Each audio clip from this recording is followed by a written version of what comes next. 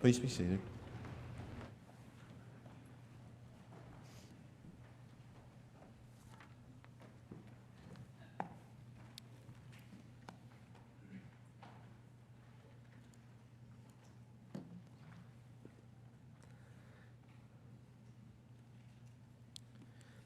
It's in 1 Peter chapter 2, verses 21 through 25, that we learn something about Jesus.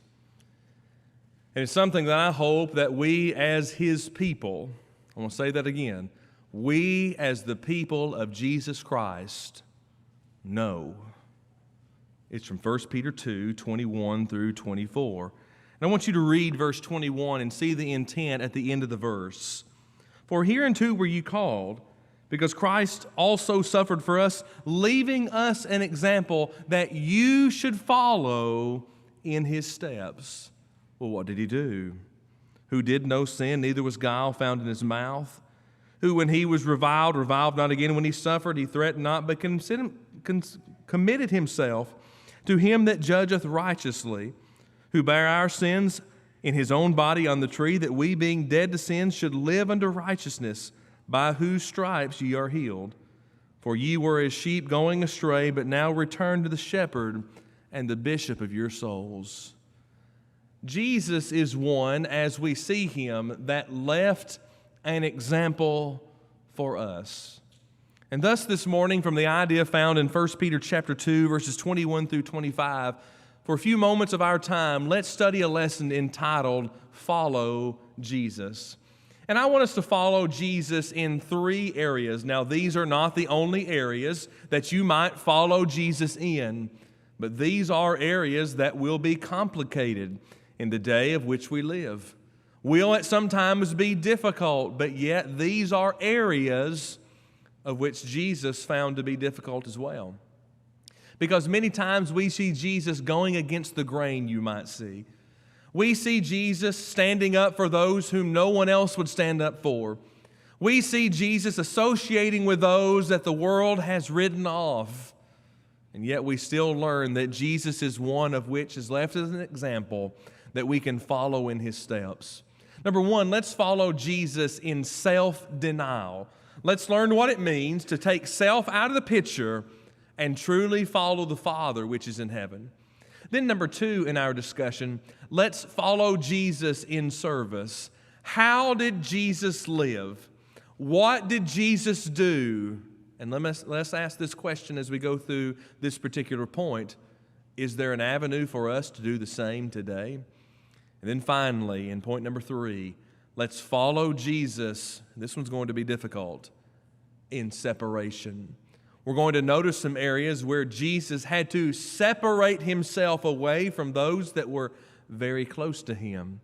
We're going to see Jesus, who associated with people that were in sin. And we're going to see how you and I can follow the pattern of Jesus today and truly be people who follow Christ in this life. Let's begin by looking at the idea of follow Jesus in self-denial. I want you to go with me to John 6, verse 15. John 6, verse 15. It's Jesus who, in the peak or beginning of His ministry in John 6, began to be very popular. And it was Jesus in John 6, in John 5, in John 4, in John 3, in John 2, in John 1, and even before that, it is Jesus who understood the cross. You and I this morning without the cross would not be here. You and I this morning without the cross would not have hope. You and I in eternity without the cross would have nothing. And let me tell you, Jesus understood the cross. And in looking at Jesus, who understood the cross, we learn about following Him in self-denial. It's in John 6, verse 15, that Jesus, we read here, when Jesus therefore perceived that they would come and take Him by force and make Him king, He departed again into a mountain, Himself alone. You know, in the very beginning of the ministry of Jesus, He was very popular. And people loved to listen to Him. And people loved to be around Him. And the people loved Him so much that Jesus perceived. Now, you and I, for some bit and some small notion, have a perception in this life. But it's Jesus who could look at the hearts of men just like you and just like me. Look at those that are around him and see exactly what they were going to do, to see exactly the thoughts and intents of their heart. And Jesus in this great crowd perceived what they wanted to do. They wanted to make him a king. Now, if we look at this in a worldly perspective, being a king isn't that half bad of a gig. If you're the king, you get to determine whatever goes. Oh, wait, Jesus already gets to determine whatever goes. If you are a king, you are the controller of all riches. Oh, wait, Jesus is already the controller of all riches. If you are the king, you get to decide what everyone must be like. Oh, wait, we're already supposed to be followers of Christ. You see, for us, we might be tempted to be king or to be president, and we might see that as a great honored position. But it was not what Jesus came to do, was it? We understand that Jesus valued the cross, and thus he went himself alone into a mountain, for this was not his purpose. You see, from time to time in this life, we've got to deny self to bring ourselves into our true purpose. You ask yourself this question this morning: what is your purpose? It's very simple. It's twofold. Number one, your purpose is to go to heaven and meet your Maker. You were not designed to be eternally separated from God. That's for the devil and his angels. That's not for you. Number two, your purpose is to bring somebody with you. May we this morning learn that if Jesus could deny himself enough to not be the king of this world and go to the cross, we can deny ourselves enough to help others understand more about Jesus. You see, self-denial is important. Not only that, we see Jesus understood true value. It's in Luke 9, verse 25. It reads this way: "For what is a man advantage if he gain the whole world and lose himself or be cast away?" This segment is really a connected thought up to verse 23 that describes this idea of what is better. Is heaven better or is here better? The two great H's that we play in part of this life. In one avenue, we think about heaven. And Jesus understood true value. For what is a man advantage? What are you and I? This word man here is man and woman, mankind. What is a man advantage if he gained the whole world? Boy, what would you give to be the richest person in the world? What would you give to have all of the fame of the world? What would you give to be the most influential person of this world? Here's what Jesus said about that. For what is a man advantage if he gain the whole world and lose himself?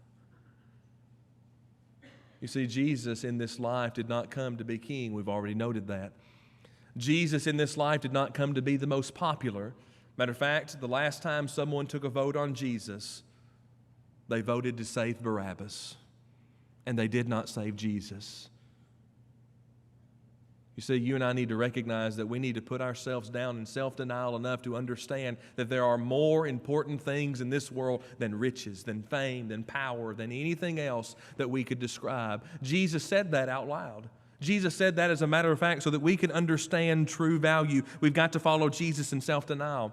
And the reason I can understand that as well is not just because he understood the cross, not just because he understood value, because Jesus understood the kingdom. Go with me to Matthew chapter 4.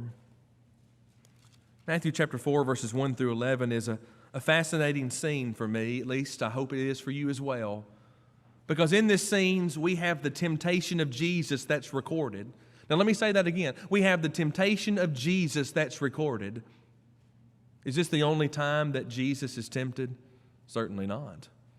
The Pharisees and the Sadducees, they tried their best. We've already read today that the people wanted to make him a king. That's a temptation in and of itself. But this is the time where Jesus is tempted of the devil. And 3 times back to back to back. Read what happens to Jesus in Matthew chapter 4, verse 1. Then Jesus was led up of the Spirit into the wilderness to be tempted of the devil. I see the purpose of this. And when he had fasted 40 days and 40 nights, he was afterward hungered. Now, I know that it's Sunday morning. And I know that it's 11:01 a.m. right now. And I know that sometimes we hunger. But I want you to think of something for just a minute. We a hunger from breakfast. We hadn't hungered that long. I want you to read this again. And when he had fasted 40 days and 40 nights, imagine the weakness that he was in. Yesterday, Kelly and I were busy doing some things, and we didn't get to eat lunch till about 2:30. Let me tell you, Jonathan hungered. But think about 40 days and 40 nights, the physical condition, the weakness you would be in, and what you would do to obtain some food or other things. And in Matthew chapter 4, verses 8 and 9, in this state, the devil takes him up to an exceedingly high mountain and shows him all the kingdoms of the world and all the glory that's therein. By the way, you need to know this from Matthew 4:8. The devil has the power to make you see what you want to see. Jesus knew the glory of this earth. He created it. Jesus knew all the kingdoms of this world. He is the riser and fall of kingdoms. He understands that. He didn't need the devil to show him that. But the devil was trying to get Jesus to say, you can have all of these things. You can have all of these if you but will bow down and worship me. You see, Jesus understood the kingdom, and he denied himself from taking hold of all things of this world. And let me tell you, Jesus put the devil in its place. It's inside of verse 10 we read this, "Get thee hence, Satan, for it is written, thou shalt worship the Lord thy God, and him only shalt thou worship." From Deuteronomy 6, verse 13, Jesus quotes. Jesus understood the kingdom. And what you and I need to do is we need to be people who follow Jesus and learn that it's not all about me anymore, and it's time that we deny ourselves and understand the value of the cross, understand the value of our souls, and understand the value of the kingdom that's right before us. That's the church. And let me tell you, if you're not a part of the church today, when we end this lesson, we will extend the Lord's invitation, and you will have an opportunity to come to your Lord, not to a preacher, not to an elder, not to a people, but you will have an opportunity to come to your Lord and be a part of His kingdom. That's what's important. Deny yourself. Number two, when we think about following Jesus, let's think about following Jesus in service. Go with me to Matthew chapter 4 again. Matthew chapter 4, and go down to verse 19 with me. It's Jesus, after he had been tempted, who had understanding. Jesus had understanding of the true value of the good things of this life. It's in verse 19. He said unto them, this is Peter and Andrew. Let me bring you to Matthew chapter 4 real quick, and then we'll go back to Luke chapter 24, or Luke chapter 2. But he says unto them here in verse 18, this is Peter and Andrew, they were casting their nets, they were fishers. In verse 19, and he said to them, follow me, and I will make you fishers of men. Let me tell you something. Jesus had a purpose. And Jesus understood inside of service there was a purpose. Jesus calls out to Peter and Andrew. They were fishermen. They were servicemen. They were workers. And listen to these words. Just look at the first two words that he says. Follow me. In service, Jesus had a purpose. And let me tell you, Peter and Andrew here in Matthew chapter 4, verse 19, learned that they had a purpose as well. And I, Jesus said, and I will make you fishers of men. They understood how to be fishers of fish. But Jesus was describing to them that they could be fishers of men. You see, in service, Jesus had a purpose. And that comes before he ever made it to Matthew chapter 4. It's in Luke chapter 2, verse 49. Jesus had understanding. His family had went to offer their worship. And they were on their way home. And Jesus had not joined the company. I can imagine the panic that would ensue in Luke chapter 2 if a child was lost. And Jesus was in this particular scene, verse 46 and 47. He was teaching and sitting in the temple in the midst of the doctors and the lawyers. And he was hearing them and asking them questions. was a young age at this time. But Jesus had understanding. Finally, his family catches up to them, and his mother says, if you allow me to paraphrase, where have you been?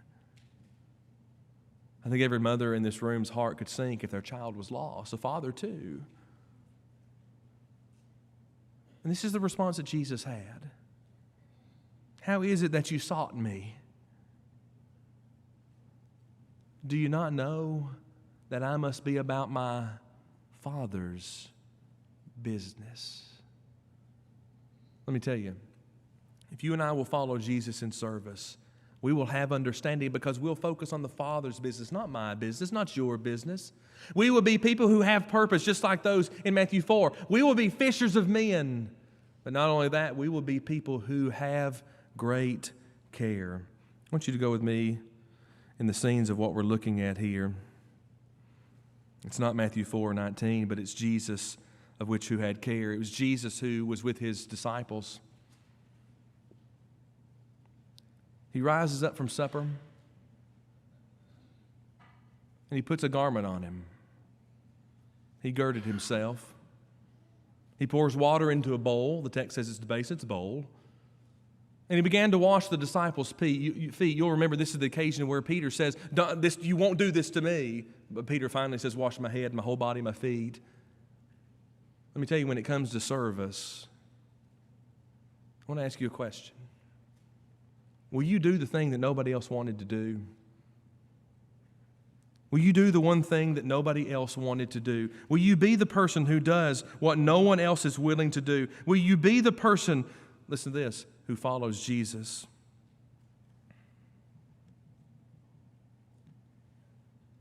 Will you be the person who does what is needed? Will you be the person who does what is needed? You can find this scenes in John chapter 13. Go there with me. John chapter 13.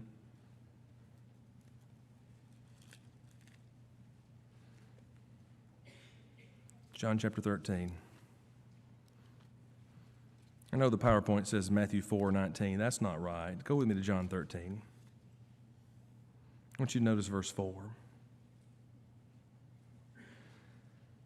He rises from supper. He laid aside his garments and took a towel and girded himself. After that, he poured water into a basin and began to wash the disciples' feet and wipe them with the towel wherewith he was girded. I want you to read verse 2 with me of John 13, verse 2. John 13, verse 2. And supper being ended. Now, we're going to read the rest of that verse in just a minute. But I want you to understand something about custom in the day that we're living in. These men came to meal, and no one washed each other's feet. I want you to think about that for just a minute. Now, you may have never done this, but sometime you need to wash somebody's feet. Sometime you need to wash somebody's feet. The reason they did this is because of the way the world worked at the time. You and I live in a completely different world. You've probably never washed someone's feet that came over for dinner. Now, don't scare somebody and try that. But it was customary. It was a cleanliness issue, and none of the disciples did so. And after the meal was over, see, this would have happened before it was over, the most lowly person in the house would have washed everyone's feet. And after supper is over, Jesus rises up. Think about this. Jesus rises up, the lowliest person in the room. Jesus rises up. He laid aside his outer garments. He took a towel and girded himself. He got himself ready. He got some water. All the which, think about this, the disciples were watching Jesus. No one made a move. He began to wipe them with the towel wherein he was girded. Let me tell you, when it comes to service, be like Jesus. Get your towel, get your bowl, and get to work. It did not affect Jesus to do the lowly task because Jesus had care. Now, I know we don't wash each other's feet. The only occasion really in the United States when someone washed someone else's feet was on a television program, Mr. Rogers. He brought a police officer to his program, and in a small kiddie pool, he began to dry the feet of that officer to show his care for all of the people of this country. That's probably the last time we've seen someone wash someone's feet. I'm not asking you to do that. But if we're going to follow Jesus in service, we've got to follow Jesus as we are people who care. So we've seen Jesus in self-denial, which we must do. We've seen Jesus in service, which we must serve. Let's see Jesus in separation. This is the hardest one for us. It may be easy to deny oneself from occasion. It may be easy to open the door or go fix someone a meal or go help them when they're hurting. That may be easy. Well, let me tell you, it's difficult to follow Jesus in separation. I want you to go with me to Luke chapter 2. Luke chapter 2. And I want you to see with me Luke chapter 2. Well, let me correct that. That's not the right verse. Let me get us the right verse here. You know, sometimes you make a PowerPoint and you put the wrong passage on that scene. I want you to go with me to Luke chapter 9. Luke chapter 9. See with me verse 55. Luke chapter 9, verse 55.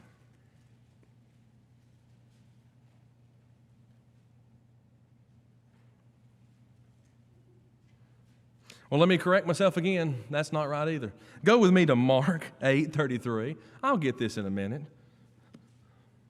Mark 8. There we go. That's correct.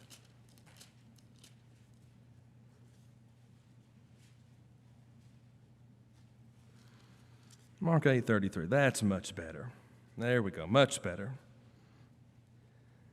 It's in verse 31 of Mark 8 that Jesus was describing. Matter of fact, it's deeper than describing because the text says Jesus taught them that how he was going to suffer things, he was going to be rejected, the chief priests and the scribes, and he was going to be killed, and after 3 days he'd rise again. But it was Peter in Mark 8:32 who began to say openly, he took him and began to rebuke him. Lord, it won't happen. I'm not going to let that happen. Don't let this be. You remember this is the same Peter that pulled out the sword in the Garden of Gethsemane when Jesus was betrayed. Lord, this is not going to happen. I'm not going to let this happen to you.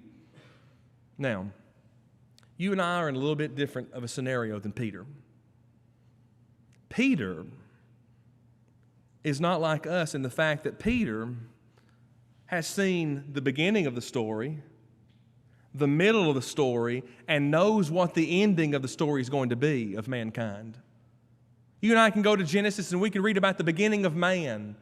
We can see through the book of Genesis all the way to the end of the Old Testament what God had done to bring about the Savior, the Messiah, the chosen one. We can see him come on the scenes in Matthew, Mark, Luke, and John, and we can see his ministry. Remember, this is live for Peter. This is real for Peter. And Peter didn't want Jesus to die. I'd say we might do that for our friends, wouldn't we? I'm not going to let you die. But you and I can look into the Old Testament and the New Testament, and we can see the glory of the cross. There is reproach in the cross, don't get me wrong. There is suffering in the cross. There is pain in the cross. There is sorrow, and that's our sins. But there is much hope in the cross. And we need the cross. We've already illustrated that today. And this is what happens inside of verse 33. But when he had turned about and looked upon his disciples, he rebuked Peter, saying, Get thee behind me, Satan, for thou savorest not the things that be of God, but the things that be of men. What was the purpose of Jesus Christ coming to this earth? It was the cross. And, verse 32, or verse 31, after 3 days to rise again. Jesus had to tell Peter how it was. Peter, look at what he calls him. Get thee behind me, Satan. Those are tough words. Matter of fact, we might even say in this life, those are fighting words. Jesus turns to Peter. Jesus in the time of which he was following. Jesus in the time of which he knew where he was going. Realizes he had to separate himself away from the thoughts of Peter and the actions of Peter. And he tells him, get behind me. It's hard to tell our friends when they are wrong. But if we're going to follow Jesus, I've got to follow Jesus in separation, and that means sinful activity, wrong things cannot be a part of my life, even if it's someone that I love. I believe we can make the biblical case, a very strong biblical case, that Jesus loved Peter, and Peter loved Jesus. But Jesus had to tell Peter, get behind me. Not only that, we need to see that Jesus made visuals. Go with me to John chapter 8. John chapter 8, verse 7. It was early in the morning, is verse 2, and some people come to Jesus. Jesus was in the temple. And Jesus did what he always does, John 8, 2. He teaches them. Now, let me illustrate something that we need to know. If you want to follow Jesus, here's a fourth point. It's free. It's not going to cost you any more time. If you want to be more like Jesus, if you want to follow Jesus in teaching. Listen to what happens in John 8, 2. He sits down and he teaches them. He sits down and he teaches them. Go read John 3:17, and you'll understand why Jesus sits down and teaches people. So that's what he does here. But, verse 3, the old scribes and the Pharisees enter the scene, and they bring a woman in with them. Now listen to this. They bring a woman that was caught in the act of adultery. John 8, 3. And they set her in the midst, the middle. Everything that was going on, they brought her to the center, which, by the way, that's where Jesus is. And they said to him, verse 4, Master, this woman was taken in adultery in the very act. Now, I don't want to be reasonable all of a sudden, but if she was caught in the act of adultery, so was somebody else. Adultery does not happen alone. Where was he? I assume he was in the fringe of this group. Or he was a friend of the Pharisees and the scribes, and they protected him. I don't know which one it was. Maybe he was one of them. She was caught in the very act of sin. Verse 5, Moses in the law said that she should be stoned. What do you say? Oh, the old adage of the scribes and the Pharisees. What do you say, Jesus? We're going to present you a case, and we're going to trick you up, and we're going to cause you problems. I want you to think about something. Don't read verse 7 yet. I know you already have. But put it out of your mind for just a minute. If you were there, what would you say? Well, she must be stoned. That could be one of the answers. Maybe we would be reasonable and say, where's the other? But look at what Jesus said. Verse 6, we learn what they were doing. This they said, tempting him that they might accuse him. But Jesus stooped down and with his finger wrote on the ground as though he heard them not. What a great move. You ever want to deal with conflict? Be like Jesus and hear them not. He did that on occasion. He did it here. So when they continued asking him, he lifted himself up and said to them, He that is without sin among you, let him cast a stone at her. But look at the word I left out. First. The person that is without sin, among that group, Jesus said, you cast the stone first, then everyone else follow in line. Jesus made visuals. No, it was not the writing on the ground, even though that's impressive to us. It was what takes place after this. He again, verse 8, stooped down and wrote on the ground, and they which heard it, being convicted of their own conscience, went out one by one, beginning at the eldest, even to the last. You know who was left in that room? It was Jesus and the woman.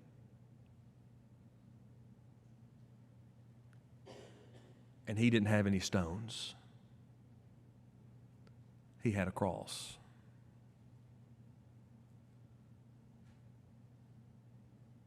Jesus made visuals when everyone else wanted to join the mob mentality. Jesus stood aside and separated himself from all of those things. And that's hard, isn't it? It's hard when the world cries for justice.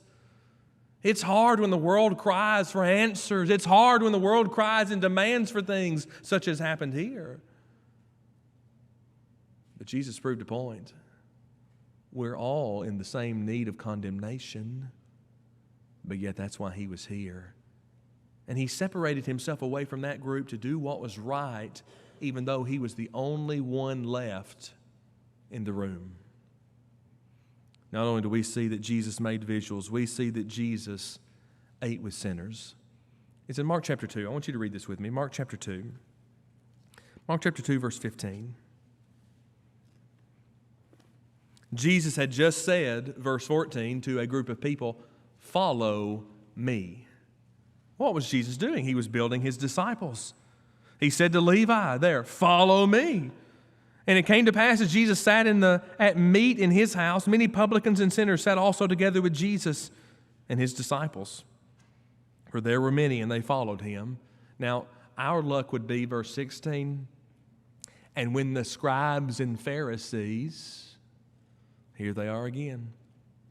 It amazes me at how much we see the scribes and the Pharisees in the early ministry of Jesus and how little we see them in the latter end of the ministry of Jesus except at his crucifixion, because they were at play.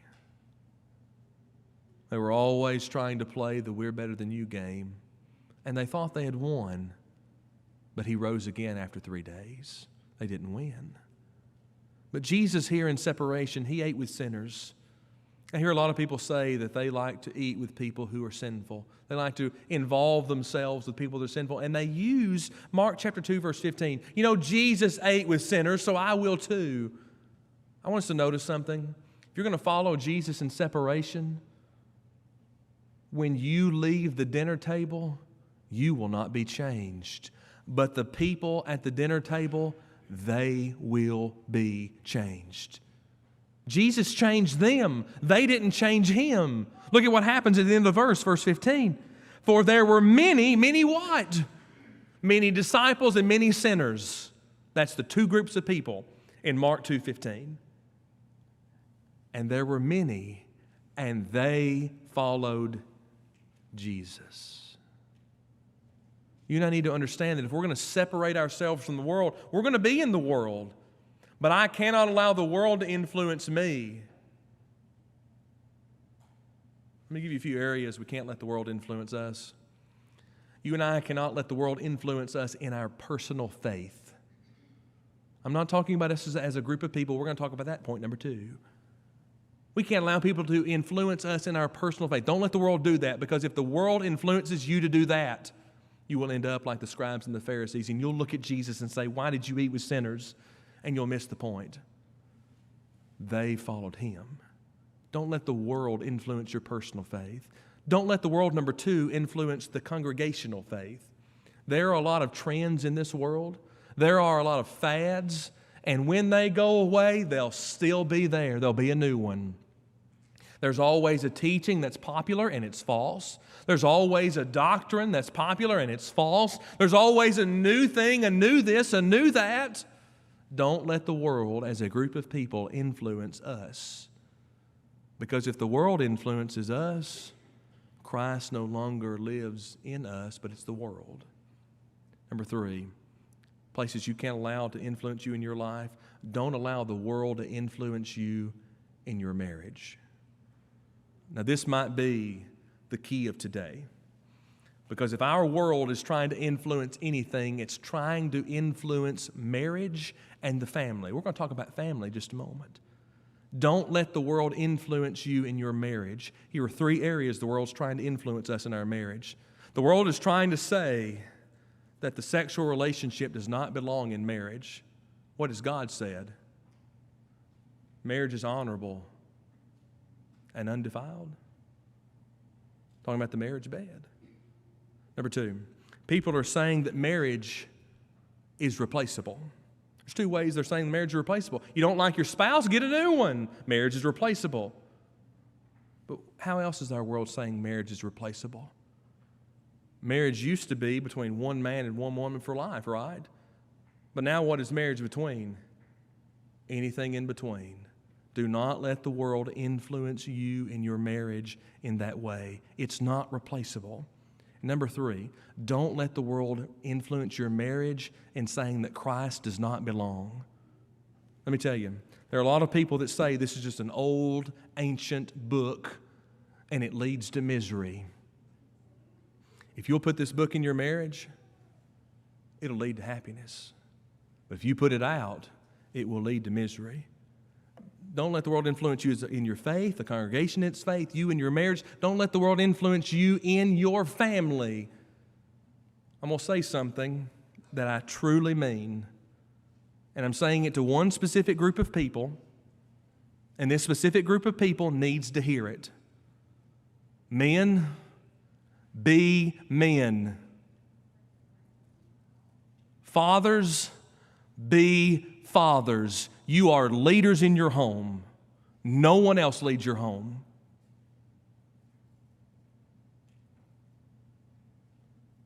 Our world says otherwise. Our world says otherwise. Men, be the spiritual leaders in your home. Men, listen to this one, be the example leaders in your home.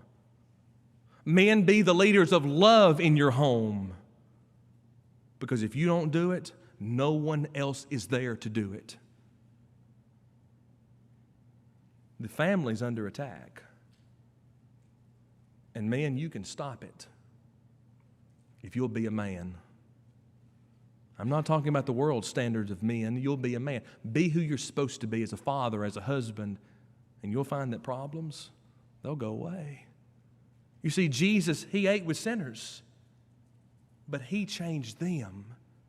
They did not change Him. Therefore, when we go out into the world, we are with people who are lost. If you allow me to say it from Mark 2:15, we are with people who are sinners and with people who are disciples. Which one's going to influence you? Or are you going to influence them? You see, that's Jesus in separation.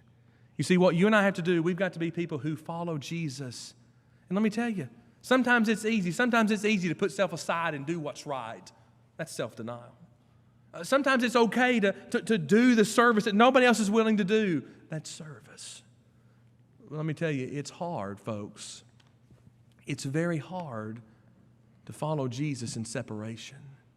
But here's what I know. Here's what I know. It's in 1 Peter chapter 2, 21 through 25. That Jesus has left us an example that we should follow in His steps. So thus I ask you a question this morning. It's very simple. Who are you following today? But let me ask you a follow-up question. And this is the more difficult question. It's the harder question. And it's the more practical question. Who are you following tomorrow? Sunday's the easy day, isn't it? It is. Monday's the hard one. Monday's the hard one. Who will you follow tomorrow? This morning, if you realize you need to begin following Christ, the time is now for you to do so. The watery grave of baptism is available for you, all the supplies that you need if you're willing to hear His word, to believe it, to repent of your past sins, to confess the name of Christ, and be immersed into water. You can become a child of God. And Acts 2:47 says that God Himself will add you to His house, the body. If you need to follow Christ today, there's where you start. But maybe you're here this morning as a Christian and you realize that there are areas in your life, maybe even separate from this, that you're not following Christ in. Today's the day to make that right. Today's the day to decide I'm going to follow Christ. I'm going to appeal to one group again. Fathers, men, be men. I'm telling you, the problems of today will go away if you'll be who you're supposed to be. Now, that's not to discredit you ladies, okay? But men, be men. It's time we do that. Because if we don't, the future of the church is very dim. But if we stand up as who we're supposed to be, the future of the church will be very bright. Maybe today's the day we start standing up. Maybe there's something that we as a group of people need to repent of. As individuals, we need to repent of. We need to change and turn back to the Lord. Here's what we know. We have the confidence in Him that He will forgive if we'll come to Him. Bryce has picked out an excellent invitation song that's going to beg us to come to the Lord. Will you? Do you need to become a Christian this morning? You let it be known. Do you need to make your life right with the Lord? You let it be known. Let's stand and sing and respond together.